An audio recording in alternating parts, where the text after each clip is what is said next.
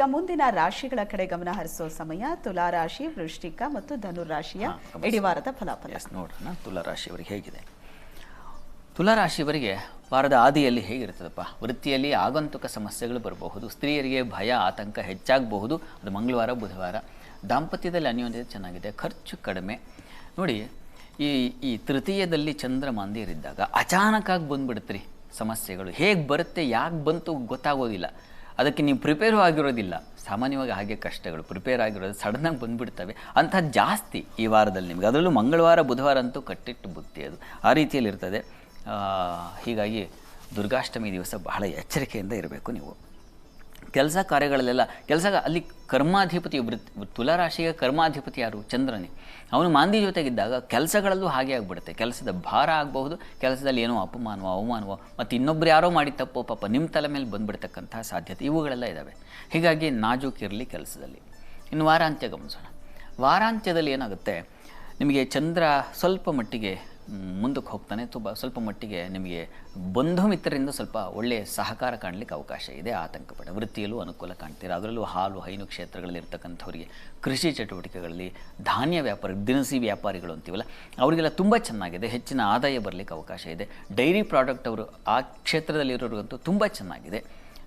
ಆರೋಗ್ಯದಲ್ಲಿ ಸ್ವಲ್ಪ ವ್ಯತ್ಯಾಸ ಆಗಬಹುದು, ಸ್ವಲ್ಪ ತೊಂದರೆ. ಯಾಕಂದರೆ ವ್ಯಯಾಧಿಪತಿ ಬುಧ ಜನ್ಮಕ್ಕೆ ಬರ್ತಾನೆ. ಹೀಗಾಗಿ ಸ್ವಲ್ಪ ಹುಷಾರು. ಆದರೆ ಹಣಕಾಸಿಗೆ ತೊಂದರೆ ಉಂಟಾಗೋದಿಲ್ಲ. ದಾಂಪತ್ಯದಲ್ಲೂ ಅಷ್ಟೇ ಸ್ವಲ್ಪ ಅಲ್ಲಿ ವ್ಯಯಾಧಿಪತಿ ಬಂದು ಸೇರಿದಾಗ ಹೆಚ್ಚಿನ ಖರ್ಚಿನ ಕಡೆ ಗಮನ ಕೊಡಿ, ಇದು ತೊಂದರೆ. ಮತ್ತು ಕಾಲಿಗೆ ಪೆಟ್ಟಾಗೋ ಸಾಧ್ಯತೆ ಇರ್ತದೆ, ಸ್ವಲ್ಪ ಹುಷಾರು. ಇವುಗಳ ಕಡೆ ಗಮನ ಇರಬೇಕು. ತುಲಾರಾಶಿಯವರಿಗೆ ಏನಪ್ಪ ಪರಿಹಾರ ಅಂದರೆ, ದುರ್ಗಾ ಸನ್ನಿಧಾನದಲ್ಲಿ ಒಂದು ಅಭಿಷೇಕ ಮಾಡಿಸಿ. ಮತ್ತು ಬಹಳ ಮುಖ್ಯವಾಗಿ ನಿಮಗೆ ನೋಡಿ, ಸ್ಕಿನ್ ಅಲರ್ಜಿ ಆಗೋ ಸಾಧ್ಯತೆ ಇರ್ತದೆ ವಾರದ ಅಂತ್ಯದ ವೇಳೆಗೆ. ಹೀಗಾಗಿ ನರಸಿಂಹ ಕವಚವನ್ನು ಕೇಳಿಸ್ಕೊಳ್ಳಿ, ಹೇಳ್ಕೊಳ್ಳಿ, ಅದು ಕೂಡ ನಿಮ್ಮನ್ನು ಕಾಪಾಡುತ್ತೆ. ತುಲಾರಾಶಿಯವರಿಗೆ ಅದು ಬೇಕು ಕೊನೆಯಲ್ಲಿ.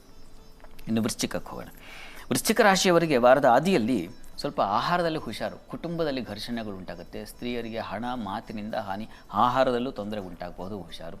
ವೃತ್ತಿಯಲ್ಲಿ ಅಸಮಾಧಾನ ಇರ್ತದೆ. ಕಾರಣ ಕರ್ಮಸ್ಥಾನದಲ್ಲಿ ಶುಕ್ರ ಅಲ್ಲಿ ವ್ಯಯಾಧಿಪತಿ. ಹೀಗಾಗಿ ತುಂಬ ಎಚ್ಚರಿಕೆ ಬೇಕಾಗುತ್ತೆ. ಲಾಭ ಇಲ್ಲ ಅಂತಲ್ಲ, ಇದೆ.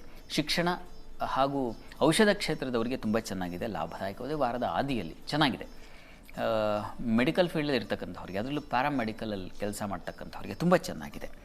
ಇನ್ನು ವಾರದ ಅಂತ್ಯ ಭಾಗ ಗಮನಿಸೋಣ. ವಾರಾಂತ್ಯದಲ್ಲಿ ಸ್ವಲ್ಪ ಮಟ್ಟಿಗೆ ನಿಮಗೆ ಆರೋಗ್ಯ ಹಾನಿ, ಹೆಚ್ಚಿನ ವ್ಯಯ, ಸಹೋದರ ಸಹಕಾರ, ಧೈರ್ಯ ಇದು ತುಂಬ ಚೆನ್ನಾಗಿದೆ. ಅದು ನಿಮಗೆ ಶುಕ್ರವಾರದಿಂದ ಮುಂದೆ ತುಂಬ ಚೆನ್ನಾಗಿದೆ. ಗುರುವಾರದಿಂದ ನಂತರ ತುಂಬ ಚೆನ್ನಾಗಿದೆ. ಸಹೋದರ ಸಹಕಾರ, ಸೇವಕರು, ಸಹಾಯಕರು, ಈ ಗಾಡಿಯ ತೊಳೆಯೋದು ಮತ್ತೊಂದು ಇರ್ತದಲ್ಲ, ಆಯುಧ ಪೂಜೆ ಬಂದಿದೆ ಅಂತಾರೆ ಎಲ್ಲ ತೊಳೆದು ಅಚ್ಚುಕಟ್ಟು ಮಾಡಬೇಕು. ಒಬ್ರಿಗೆ ಕೆಲವೊಮ್ಮೆ ಏನಾಗುತ್ತೆ, ಎಲ್ಲ ತಲೆ ಮೇಲೆ ಬಿದ್ದುಬಿಡುತ್ತೆ. 5-6 ಗಾಡಿ ಇದ್ದರೆ ಒಬ್ಬರೇ ಒರೆಸ್ಬೇಕಾಗುತ್ತೆ. ಹಾಗಾಗಲ್ಲ, ನಿಮಗೆ ಹೆಲ್ಪ್ ಆಗುತ್ತೆ. ಆ ರೀತಿಯಲ್ಲಿ ತುಂಬ ಸಹಾಯ ಇತ್ಯಾದಿ ಕಾಡಲಿಕ್ಕೆ ಅವಕಾಶ ಇದೆ. ಆದರೆ ಕೊನೆಯಲ್ಲಿ ಏನಾಗುತ್ತೆ, ವ್ಯಯಕ್ಕೆ ಬರ್ತಾನೆ ಲಾಭಾಧಿಪತಿ. ಜನ್ಮಾಧಿಪತಿ ವ್ಯಯಕ್ಕೆ ಸೇರಿದಾಗ ಆರೋಗ್ಯ ಹಾನಿ, ಇನ್ಫೆಕ್ಷನ್ ಆಗಿಬಿಡ್ತಕ್ಕಂಥದ್ದು, ಏನೋ ಈ ಚಾಕು ಮತ್ತೊಂದು ಈ ವಸ್ತುಗಳು ಅದು ತಗಲಿ ತೊಂದರೆಗೊಳಪಡೋ ಸಾಧ್ಯತೆ ಜಾಸ್ತಿ ಇದೆ. ಅದು ಬೆರಳುಗಳು, ಹುಷಾರು. ಈ ಥರದ ತೊಂದರೆ ಉಂಟಾಗುತ್ತೆ. ಅಲ್ಲಿ ಚಂದ್ರ ರಾಹು ಬೇರೆ ಒಟ್ಟಾಗಿಬಿಡ್ತಾರೆ. ಹೀಗಾಗಿ ಪ್ರಯಾಣದಲ್ಲೂ ಸ್ವಲ್ಪ ಎಚ್ಚರ ವಹಿಸಿ ವೃಶ್ಚಿಕ ರಾಶಿಯವರು.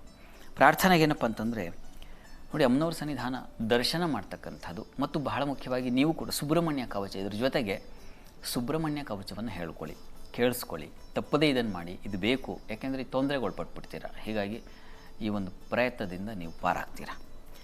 ಇನ್ನು ಧನುರಾಶಿ ಗಮನಿಸೋಣ. ಧನುರಾಶಿಯವರಿಗೆ ವಾರದ ಆದಿಯಲ್ಲಿ ಹೇಗಿರ್ತದಪ್ಪ ಅಂದರೆ, ವೃತ್ತಿಯಲ್ಲಿ ವಿಶೇಷ ಅವಕಾಶ, ಆರೋಗ್ಯದಲ್ಲಿ ಸ್ವಲ್ಪ ಏರುಪೇರಾಗ್ತಕ್ಕಂಥದ್ದು, ಸ್ತ್ರೀಯರಿಗೆ ನಷ್ಟ, ವ್ಯಥೆ, ದಾಂಪತ್ಯದ ಸಾಮರಸ್ಯ ತುಂಬ ಚೆನ್ನಾಗಿದೆ, ತೊಂದರೆ ಇಲ್ಲ. ಯಾಕಂದರೆ ಗುರು ಇದ್ದಾನೆ ಅಲ್ಲಿ. ಹೀಗಾಗಿ ಗುರು ಇರುವಾಗ ಏನೇ ಸಣ್ಣ ಪುಟ್ಟ ತೊಡಕುಗಳುಂಟಾದರೂ ಅದನ್ನು ದಾಟುವ ಶಕ್ತಿ, ಮನೋಬಲ, ಧೈರ್ಯ ಇವೆಲ್ಲ ತಂದು ಕೊಡ್ತಾನೆ. ಆದರೆ ಚಂದ್ರಮಾಂದಿಯರು ಒಟ್ಟಾದಾಗ ಅಷ್ಟಮಾಧಿಪತಿ ಚಂದ್ರ ಜನ್ಮದಲ್ಲಿದ್ದಾಗ ಆರೋಗ್ಯ ಏರುಪೇರು, ಶೀತ, ನೆಗಡಿ, ಈ ಉಷ್ಣ ಪ್ರಕೃತಿ ಜಾಸ್ತಿ ಆಗೋ ಸಾಧ್ಯತೆ, ಕಫ ಸಂಬಂಧಿತ ತೊಂದರೆಗಳು ಉಂಟಾಗುವ ಸಾಧ್ಯತೆ, ತಲೆನೋವು, ತಲೆ ಸಿಡಿತ ಇವುಗಳ ಸಂಬಂಧಿತ ತೊಂದರೆಗಳು, ಇವುಗಳನ್ನು ಸ್ವಲ್ಪ ಹೆಚ್ಚು ಟೆನ್ಷನ್ಗೆ ಒಳಪಡ್ತಕ್ಕಂಥ ಸಾಧ್ಯತೆ ಇದನ್ನು ಸೂಚಿಸ್ತಾ ಇದೆ. ಹೀಗಾಗಿ ಸ್ವಲ್ಪ ಹುಷಾರು, ಎಚ್ಚರ ವಹಿಸಿ. ಇನ್ನು ವಾರಾಂತ್ಯ ಗಮನಿಸ್ಕೊಂಡ್ರೆ ಧನುರಾಶಿಯವರಿಗೆ ಅಲ್ಲಿ ಕರ್ಮಾಧಿಪತಿ ಲಾಭಕ್ಕೆ ಬರ್ತಾನೆ, ತುಂಬ ಚೆನ್ನಾಗಿದೆ. ಕುಟುಂಬ ಸೌಖ್ಯ, ಮಾತಿನ ಬಲ, ಆಹಾರ ಸಮೃದ್ಧಿ ಇವೆಲ್ಲ ತುಂಬ ಚೆನ್ನಾಗಿದೆ.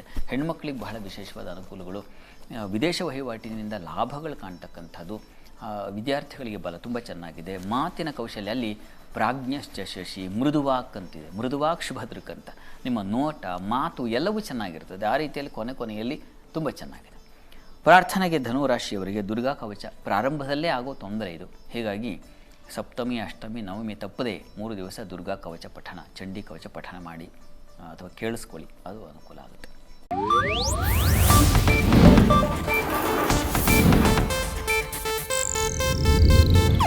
ಇದು ಏಷ್ಯಾನೆಟ್ ನ್ಯೂಸ್ ನೆಟ್ವರ್ಕ್ ಪ್ರಸ್ತುತಿ.